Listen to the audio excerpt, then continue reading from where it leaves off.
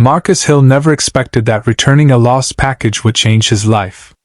It was a cold Monday morning, and the exhausted single dad was finishing another long delivery shift. Between raising his 7-year-old daughter Lily and juggling 2 jobs, Marcus barely had time to breathe. But as he walked past the bus stop downtown, something unusual caught his eye. A sleek black package lay on the bench, expensive, carefully wrapped, and clearly forgotten. Most people would have ignored it. Marcus picked it up and checked the label. The address belonged to Daniel Carter, the powerful CEO of Carter Global Industries, one of the most successful companies in the city. Marcus could have easily dropped it at the nearest office and gone home. After all, he was tired, hungry, and late to pick up Lily from school. But something inside him wouldn't allow that. Doing the right thing matters, he often told his daughter. So instead of taking the easy route, Marcus decided to personally return the package. An hour later, standing in front of Carter Global's towering glass headquarters, Marcus suddenly felt out of place in his worn jacket and scuffed shoes. Security guards glanced at him with suspicion. But Marcus held the package tightly and stepped forward. "I'm here to return this," he said calmly. What he didn't know was that inside that small black box was something incredibly important, something Daniel Carter had been desperately searching for all day.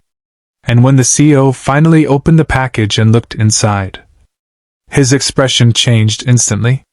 Then he slowly turned toward Marcus and asked a question that would alter both of their lives forever. "Where exactly did you find this?" Marcus shifted nervously as Daniel Carter stared at the small black package in his hands. The CEO opened it slowly, almost carefully, as if what was inside carried more weight than anyone in the room understood. Inside the box was a thin leather notebook. At first glance, it didn't look valuable at all. But Daniel Carter's expression changed the moment he saw it. His confident posture softened, and for a brief moment, the powerful CEO looked emotional. "Where exactly did you find this?" Daniel asked quietly. Marcus explained about the bus stop bench downtown, and how he noticed the package while passing by after work. Daniel listened carefully. "You have no idea how important this is," he said. Marcus shrugged slightly. "I just figured someone would want it back." Daniel nodded, still staring at the notebook. "This belonged to my father," he finally said. The room fell silent. "My father started this company from a tiny garage. Before he passed away, he wrote all his ideas and lessons in this notebook. Somehow, it got mixed into my things during a meeting this morning." Daniel looked up at Marcus. "I've been searching for this all day." Marcus smiled politely. "I'm glad it made its way back to you." But Daniel wasn't finished. He studied Marcus for a moment. "You could have ignored it," Daniel said. "Or even sold it. Some collectors would pay a fortune for personal items like this." Marcus shook his head. "My daughter's watching everything I do. I can't teach her honesty if I don't live it." For the first time, Daniel Carter smiled. But something about Marcus's words clearly stayed with him. And then the CEO asked a question Marcus never expected. "What do you do for a living?" Marcus rubbed the back of his neck awkwardly. "Delivery driver," he replied. "And whatever else pays the bills." Daniel raised an eyebrow. "Whatever else?" Marcus chuckled lightly. "Night warehouse shifts sometimes. Life's a bit expensive when you're raising a kid alone." Daniel leaned back slightly, clearly surprised. "You're a single father?" Marcus nodded. "My wife passed away 4 years ago," he said gently. "Since then, it's just been me and Lily." Something in Daniel's expression changed again. The billionaire CEO who commanded boardrooms full of executives suddenly looked thoughtful. "And you still took the time to come here personally to return this?" Daniel asked. Marcus smiled. "Well, I promised my daughter we'd always try to leave the world a little better than we found it." Daniel looked down at the notebook again. His father had once told him something very similar. For a moment, the busy office faded into silence. Then Daniel stood up. "Marcus, would you mind waiting here a few minutes?" Marcus blinked. Sure." Daniel left the room. 10 minutes passed. Marcus checked the time nervously. Lily would be finishing school soon. Just as he stood up to leave, the door opened again.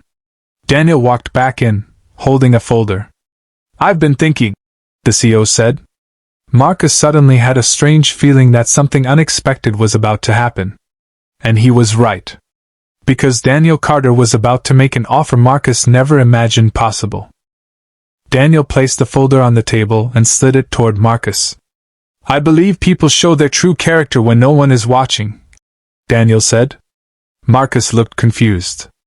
"I'm just returning a package," he replied. Daniel shook his head. "No. You did something most people wouldn't bother doing." He opened the folder. Inside were documents and a job offer. Marcus blinked. "I don't understand." Daniel leaned forward. "My company runs several community programs," he explained.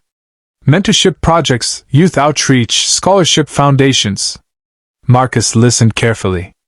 "But the truth is," Daniel continued, "I've struggled to find people who truly care about others." He tapped the folder. "I need someone honest to help lead one of those programs."